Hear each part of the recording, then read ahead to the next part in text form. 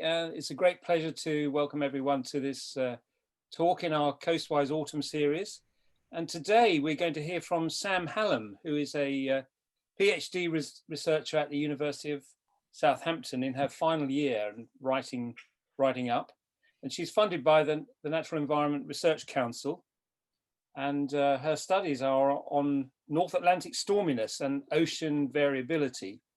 And she's been looking at particularly on tropical Atlantic hurricanes. Her first degree was in 1990 in environmental science at the University of East Anglia, followed by a career in banking. And having had 2 children and married the drummer in my rock and roll band, I'll have to tell you, she decided to study again a master in ocean science in 2014 and started her PhD in October 2016.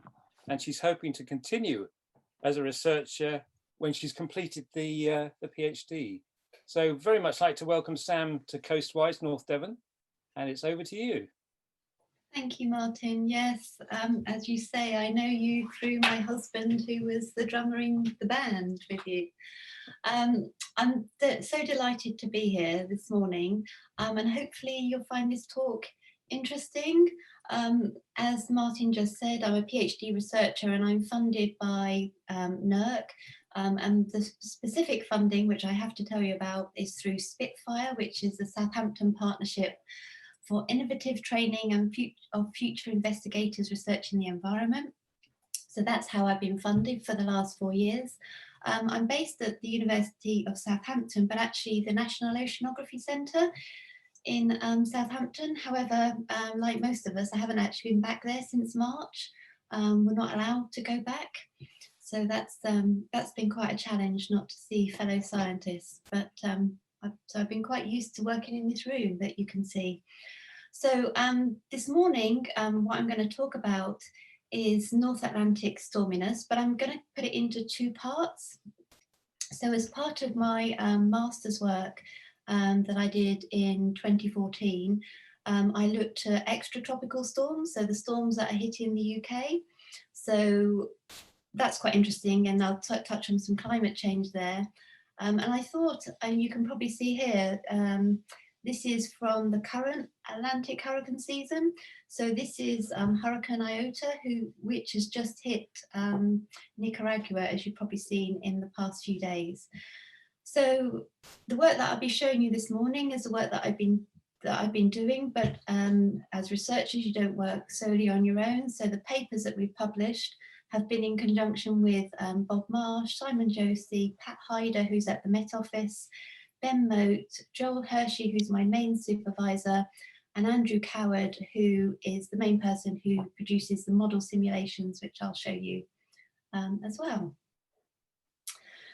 So, as I said, the first thing I'm going to talk about is how the ocean influences climate, which you may or may not already know. Then I'm going to talk about the jet stream and why the jet stream is so important to our mid-latitude storms, and how the jet stream is varying, not only on a seasonal basis, but also potentially through climate change as well. And then I'm going to talk about Atlantic hurricanes. I'm going to talk about the 2017 hurricane season, which was the most costly on record, but I'll also cover what's happened in 2020, because actually we've had the most number of storms in the Atlantic in 2020, so this has been the highest year on record. So, ocean influence on climate. I took this picture last weekend. So I live down in Southampton, and this is down at Hurst Castle, looking out towards the Needles. And I thought it looked like a very typical November day with a grey sea, a grey sky, and a grey landscape. And it was very windy down there. It was about 60 knots. But obviously you can't see that in the picture. So, turning now, how does the ocean influence climate? So, what this is a plot of is the seasonal temperature range around the globe. And what I really want to draw your attention to, this is the scale down the side, and this shows you the temperature range on an annual basis across the parts of the globe and where it varies between 0 degree and in some places up to 60 degrees. And what you can hopefully see here is that this is the outline of America, this is the North Atlantic, and then this is Europe, and then this is Asia. And hopefully what you can see is that the seasonal temperature range is highest over typically the Tibetan Plateau over Asia. So you can get a temperature range over land of up to 60 degrees. And you can see that also is much higher over North America too. But if you look at the North Atlantic, you can see that the temperature range, the seasonal temperature range over the North Atlantic is only between 5 and 10 degrees. And similarly over the Pacific as well, it's only between, and the tropics, you've got virtually no seasonal temperature range. But where the Pacific is, again, it's only between 5 and 10 degrees. And what this is important to show you is that the oceans are important in influencing the seasonal temperature range that we get. And this is because the ocean has a much larger heat capacity than the atmosphere does. So the ocean heat capacity is about 6 times 10 to the 4 joules per degree Celsius, whereas the atmosphere is 5 times 10 to the 21 joules per degree of atmosphere. So what it means is that the heat capacity of the ocean is much higher. So obviously the ocean is warmed by the sun, and so the maximum insolation is in around June time. But then what the oceans do is then they store that heat and then release it slowly back to the atmosphere. So I don't know whether you know that in the North Atlantic, the warmest the oceans is actually in September time, which I guess you would notice if you actually go for a swim. But what that does is the oceans therefore influence our climate by the ocean heat capacity, and that isn't seen over land. So you'll obviously over land, the temperatures warm up the land much more quickly, so you get much higher peaks in the summer and much lower peaks and much lower temperatures during the winter time. So what this slide here shows you is the deviations from zonally average temperatures. So if you took us here in the UK at latitudes of just over 50 degrees north, and you said, what is the average temperature that you would expect if you averaged all the temperatures at 50 degrees north around the globe? And what you can see here is that in the UK, we are 5 to 10 degrees warmer than the zonally average latitude than the zonally average latitude. Whereas if you're in North America, it's cooler by 5 to 10 degrees. And again, over Asia, it's cooler by 5 to 10 degrees. So that's quite often why we say that in the UK, we have very much a maritime climate because we're warmed by the oceans. So when we talk about being warmed by the oceans, this is basically the ocean currents. And as oceanographers, we call it the meridional overturning circulation.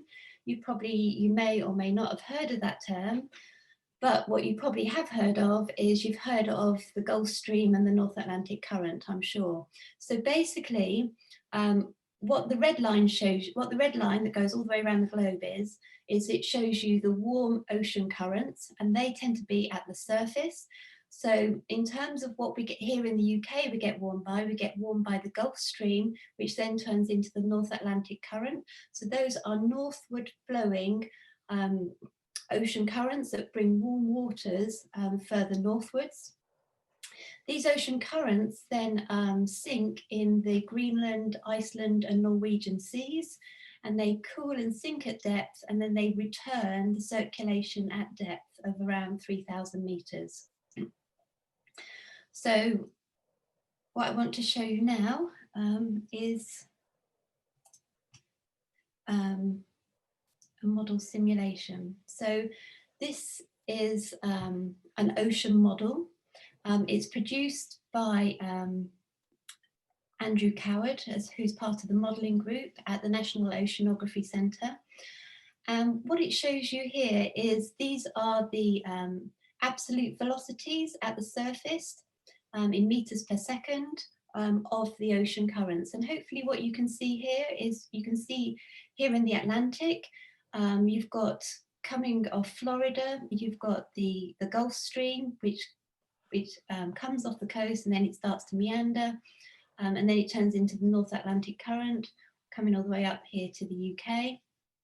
You also have in the Pacific the Kuroshio Current that again forms on the western boundary of the ocean as well, and travels further northwards. You've got the equatorial currents, you've got the Agulhas Current coming round off South Africa, and you've got the Antarctic circumpolar currents as well.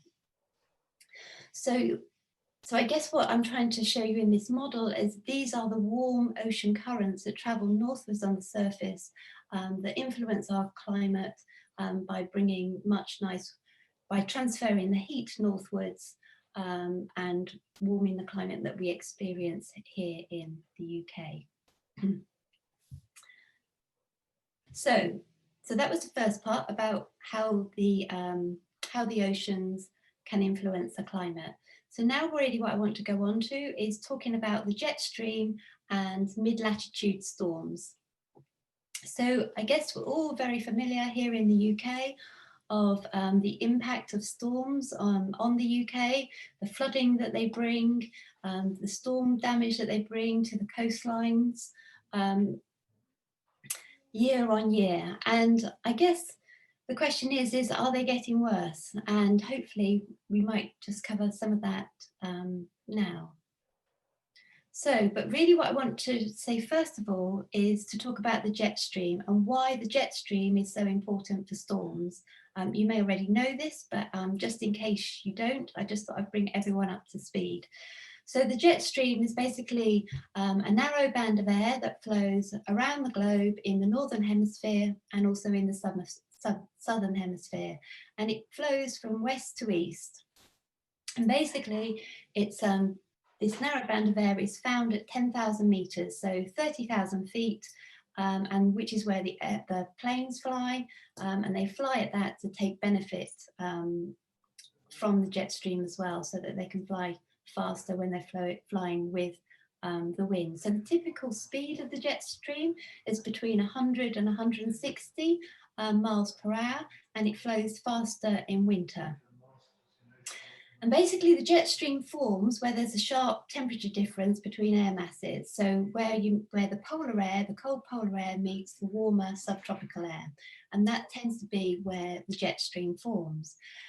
And why it's so important for storms is that storms form where there is an upper level trough. Now I'm not going to go into the physics of that, but where there's an upper level trough in the jet stream, that is where you get air divergence, which is where you get surface convergence, which is where you get your low pressure systems.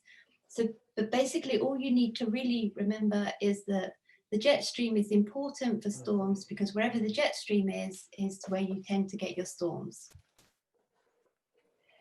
So now this again is the similar model to what I showed you before. You've got the ocean currents in the background, but now this is overlaid with precipitation. And obviously precipitation is key precipitation is key for storms, as it is a key way of showing storms. And hopefully what you can see is that a lot of the storms that hit the UK are forming off of America. So they form off of America and then they track across the Atlantic, and no surprise, they then hit the UK. So it's really, you can see storm after storm. So this is a climate model. If you actually look here, it starts at 1955.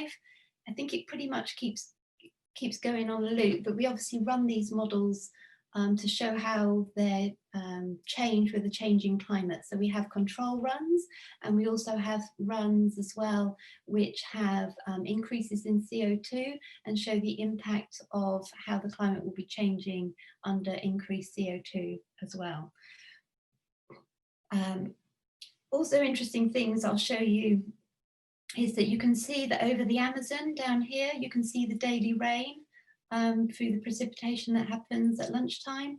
And similarly, you can see the storms that are tracking, the tropical storms, which are tracking off of the west coast of Africa and tracking across, across the Atlantic to hit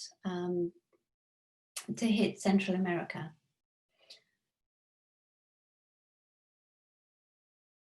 So, coming back to the jet stream.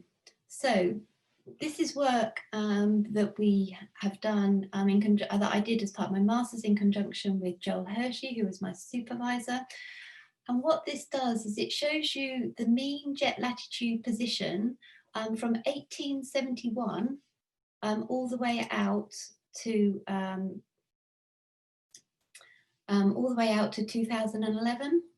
And this shows you autumn, which is September, October, November. And really what the blue line shows you the mean position of the jet stream, and the two green lines show you the range, the 95% range. So 95% of the time it is between these two green lines, and the blue line is the mean position. So what you can see in September, October, November is that the jet stream tends to lie straight across the UK. And so, as I was saying earlier, the storms are associated with where the jet stream position is. And so you can see that, you know, in September, October, November, it's not a surprise that, you know, we associate autumn with storminess. Then if we look at the December picture, you can see that the jet stream in winter moves further south. And the reason why it moves further south is because it's associated with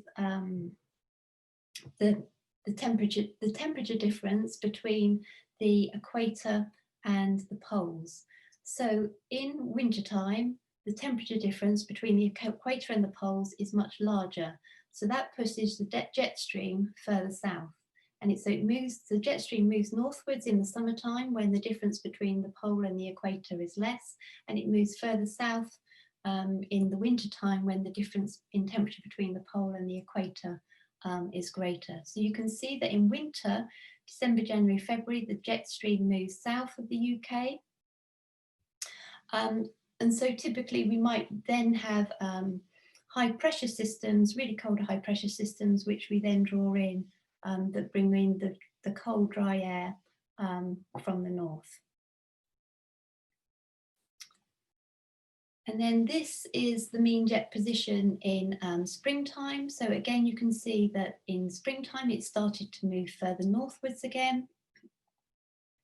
But it still lies south of the UK. But you can see the range here is, you know, when we typically get a wet spring, that can be associated with when the jet stream is slightly further north than its potential typical position from 1871 to 2011.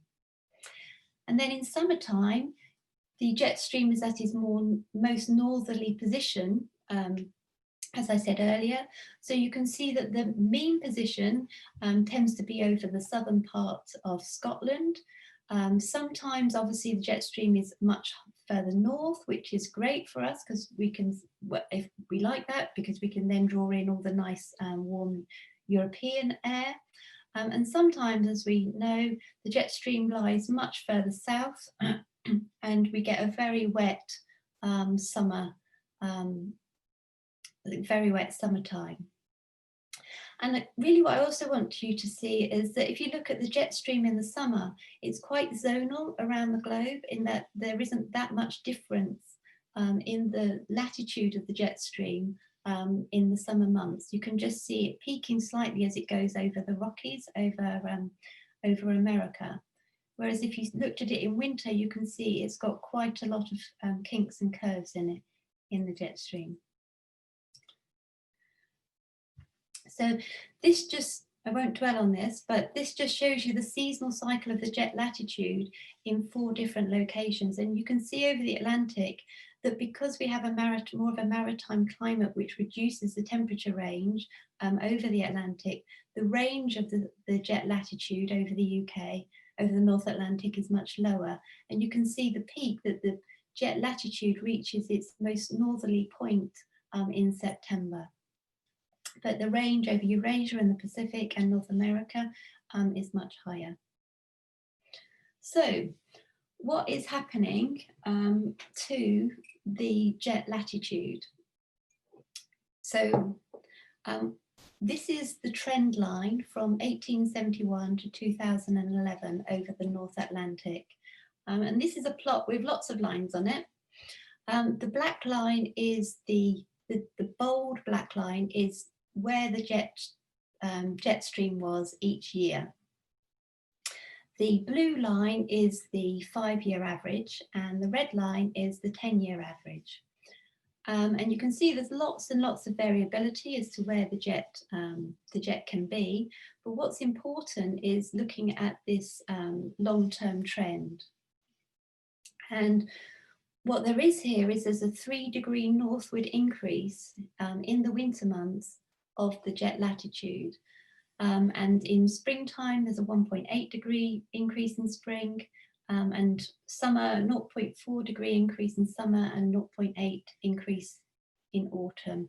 And all of these trends are actually statistically significant. So at a statistic level. So these, because we've got a long enough trend timeline here, these are statistically significant trends. And what's important here is to think about 3 degrees north. So that is around 210 miles. So that means the average position has moved 210 miles further northwards. So I was trying to do a calculation the other day. So that would mean that instead of the jet stream lying over, say, Plymouth, it would then lie over Leeds.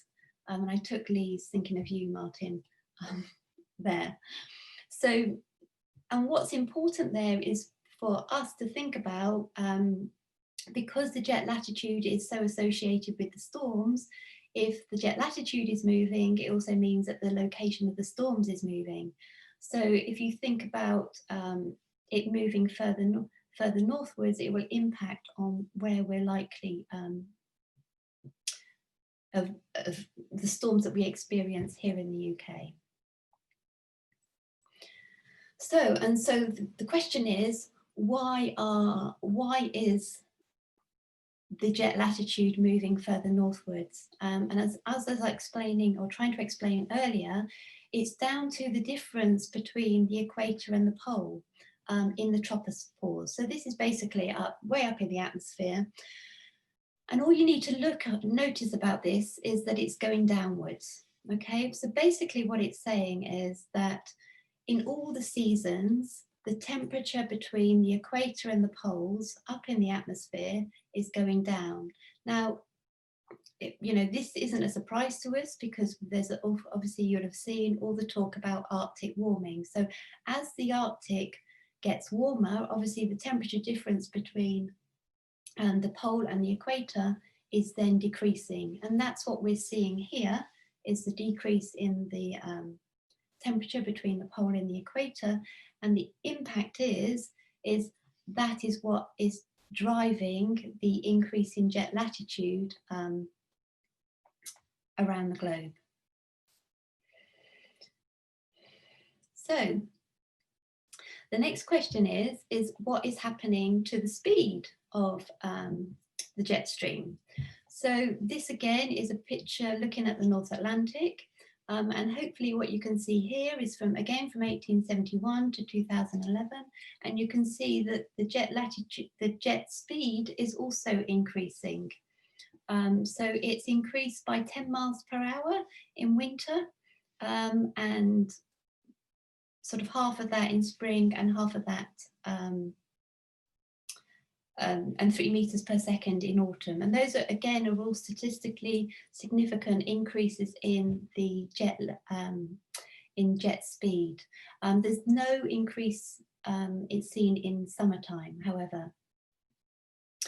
So an increase in the jet speed, obviously at 10,000 meters. I haven't done the work, but by implication, you might think that therefore there would also be an increase in the wind speed of the storms as well, by implication, as I'll come on to show. So the question is why is the jet speed increasing?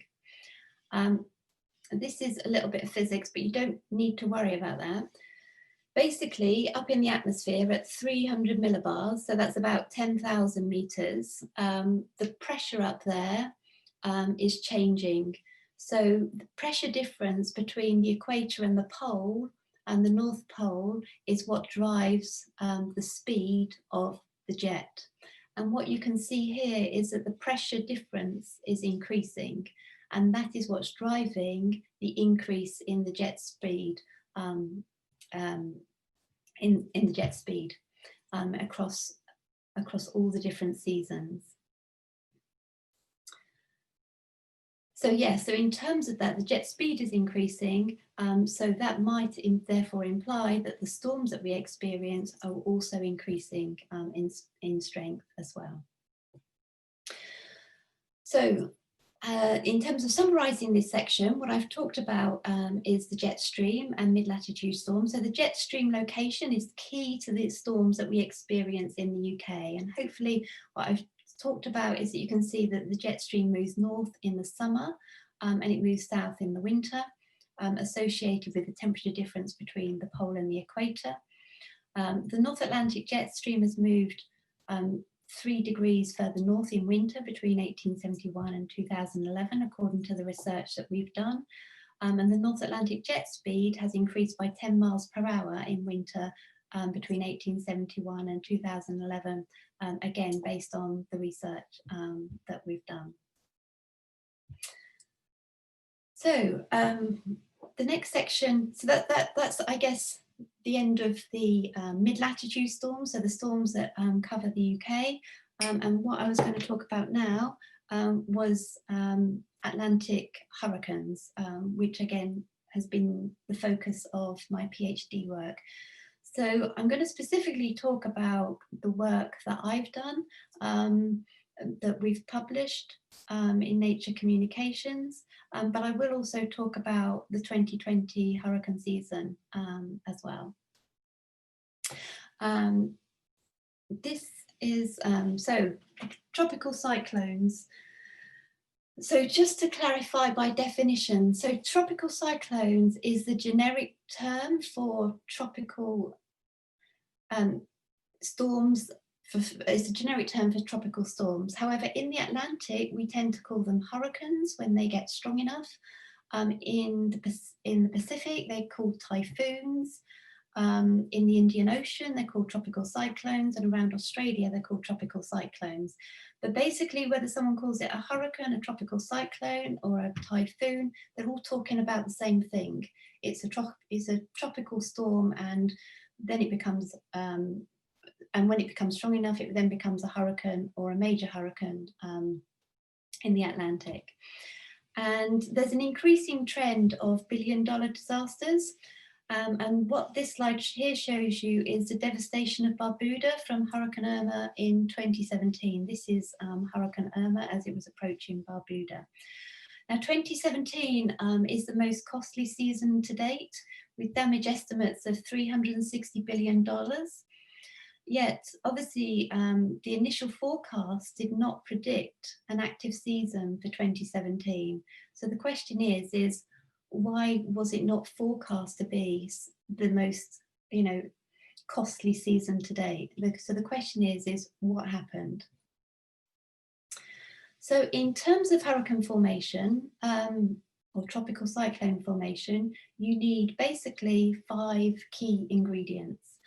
You need warm ocean waters above 26 degrees C. And basically the warm ocean waters is what fuels the hurricane. So you get the latent heat release, which goes into the storm and fuels the storm. And so that's the key part from an ocean perspective. You also need weak vertical shear in the atmosphere. And basically what that means is that the winds at the surface need to be very similar to the winds much higher up in the atmosphere at say 10,000 meters. And so typically you want the two winds to be blowing at a similar level and in a similar direction. If you get the winds blowing either in opposite directions, below and aloft, and what that will do is the hurricane won't be able to stay in position, and the shear will push it out and blow the hurricane out. So if the shear is too strong, the hurricane won't survive.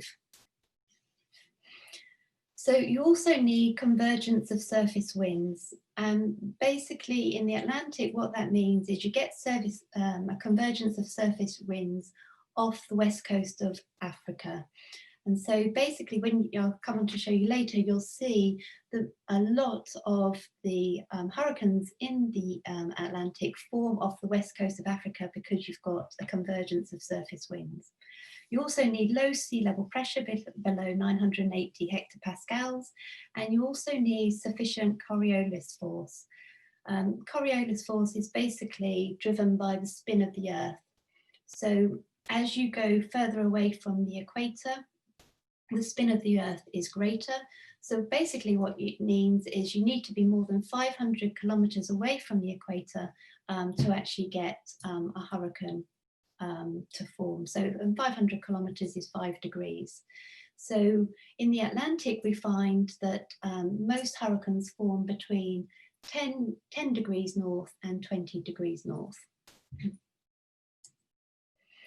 So this says Atlantic meridional overturning circulation, but this is really basically, as I said earlier, about the northward transport of heat in the ocean. And this, for us, is through the Gulf Stream and the North Atlantic Current.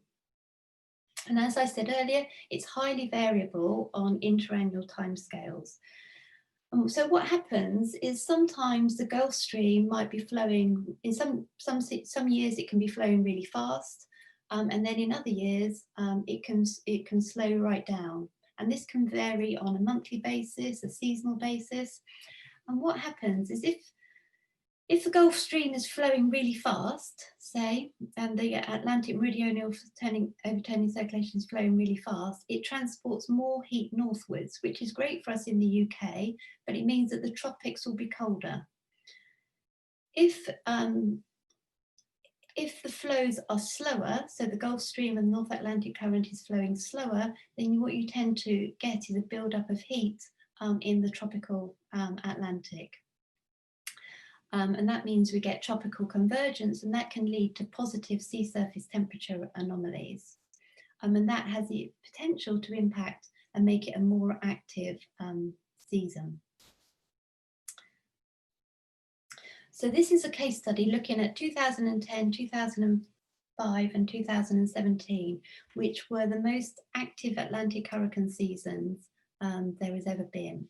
And this shows you the sea surface temperature in September to 2017. So here we are up in the UK with our temperatures around between 16 and 18 degrees in the water, and then down here you can see that it's over 29, 30 degrees in the tropical Atlantic. And this green box here is basically where most Atlantic hurricanes form. And they form off the west coast of Africa, and then they travel, as you know, across the Atlantic from the east to the west.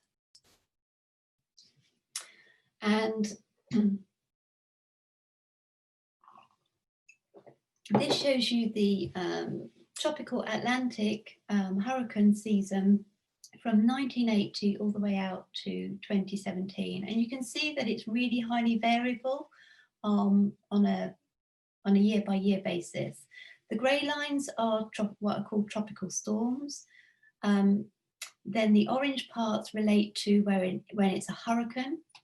So to become a hurricane, the wind speeds need to reach 73 miles per hour. And then the blue lines indicate major hurricanes. And to become a major hurricane, the wind speeds need to reach 111 miles per hour. The black line here shows you where a tropical cyclone has actually hit land. And that obviously becomes important because if there aren't many that hit land, there tends to be less damage. But when you get more landfalls, that's when it obviously impacts on society and causes damage and flooding and storm damage. The red line here is what we call the ACE index. And the ACE index is basically relates to the intensity of the tropical cyclone. So it's based on the maximum wind speed, it's the square of the maximum wind speed calculated every 6 hours. So some storms last a long time and some storms are really, really strong. And so what you can see here is that the highest ACE on record was in 2005, which was also associated with when there was the most number of active storms of 30. What's interesting is that in 2020, we have just had, this record has just been broken, and that this year there has been 31 tropical cyclones so far. And the season runs from the 1st of June all the way out to the end of November. So we're still technically in the hurricane season for 2020. But what we can see on here is that 2005 was a very active season, 2010 was also an active season, and 2017 was also a very active season. And in 2017, it was really September that was so active, in that we had Irma, Jose and Maria, which were tropical cyclones which lasted over 9 days each. And so the ACE for 2020 is currently at 177, so it's about this level. So it's about the fourth most intensive hurricane season since 1980. So when I showed you the blobs of what was important to have an active, have a hurricane season, one of the things I said was you needed to have warm ocean waters and you also needed weak vertical shear in the atmosphere. And basically this just shows you that again, in terms of, this is the sea surface temperature anomalies, and this is the vertical wind shear in the atmosphere, and this is the ACE index. And basically what it shows you here is that you get more active seasons when you have positive sea surface temperature anomalies in the Atlantic and you get weak vertical shear. If you haven't got warm waters in the Atlantic, the seasons and you've got positive shear, you get much less active hurricane seasons. So 2005, 2010, 2017, so what this plot shows you here, the black lines are the hurricane tracks. The color scale that you can see is sea surface temperatures. And you can see that 2005 was active in all of the months. Whereas in 2017, there wasn't a lot going on until September in 2017. So although it's the most costly and damage associated season, it was only really active in 2017, which is also when the sea surface temperatures are the warmest. And in 2010, again, it was September and also the latter part of August that was the most active season. So what I'm going to look at now is what were the causes of these active seasons, because they differ for each of them. So this is a time series of the Atlantic, and this shows you the Atlantic meridional overturning circulation. And basically this is about how fast is the Gulf Stream, the North Atlantic currents flowing. And this transport is measured in sphere drops, which you don't need to worry about. The thing I really want to show you is here, because what happened here was in the winter of 2004 and the early part of 2005, and also in the winter of 2009 and the early part of 2010, the Gulf Stream really slowed down, as you can see here. And what that meant was there was a build-up of this heat in the tropics, and that build-up of heat remained all the way through to the following summer, which was the cause of the positive sea surface temperature anomalies in 2005 and 2010, which you can see here.